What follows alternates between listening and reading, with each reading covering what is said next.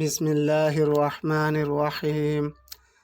اللہم صلی علی سیدنا و مولانا محمد و آلہ و اصحابہ و اہل بیتہ اجمعین۔ السلام علیکم ناظرین، خوش آمدید ہمارا چینل نالج فضل الہی میں۔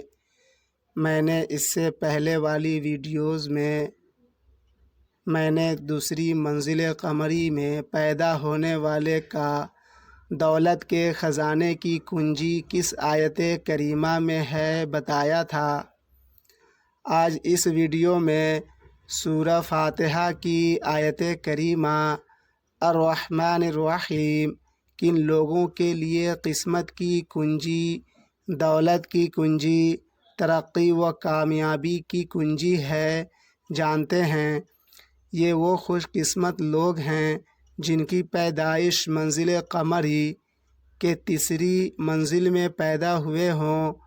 ان لوگوں کے لیے پارس پتھر اور آب حیات ہے، مالی خوشحالی کا ضامن ہے۔ چوتھی منزل قمری کا حاکم کا نام قمر ہے، یعنی چاند ہے۔ یہ پیر کے دن کا حاکم ہے۔ یہ فیض سورہ فاتحہ کی آیت کریمہ الرحمن الرحیم سے لیتا ہے، اسی آیت کریمہ کے نور سے منور ہے، اسی آیت کریمہ کے ماتحت ہے۔ اس کی پانی پر حکومت ہے۔ موتی پتھر پہننے سے جو فائدہ حاصل ہوتے ہیں اس سے ہزاروں گنا زیادہ فائدہ سورہ فاتحہ کی دوسری آیت کریمہ الرحمن الرحیم کا ورد کرنے سے ہوتا ہے۔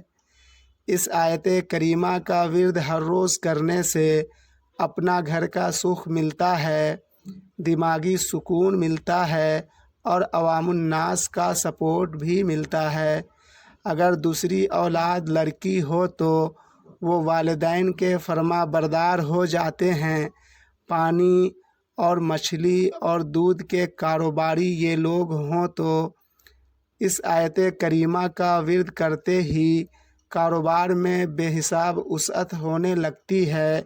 اور اس آیت کریمہ الرحمن الرحیم کا ورد اس وقت سے شروع کریں جب قمر چوتھی منزل قمری میں ہو، دن پیر کا ہو یعنی سوموار کا ہو، اور ساعت پہلی ہو یا دوسری ہو، اور گھر میں اتر یعنی جنوب میں بیٹھ کر کریں۔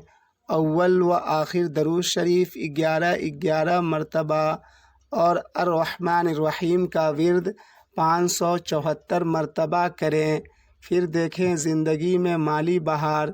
انشاءاللہ دولت کبھی کم نہیں ہوگی، دولت کا انبار ہوگا۔ نوٹ: جو لوگ تیسری منزل قمری میں پیدا ہوئے، یہ صرف ان لوگوں کے لیے ہے۔ اب اجازت لیتا ہوں، ملتے ہیں دوسری ویڈیو میں۔ فی امان اللہ۔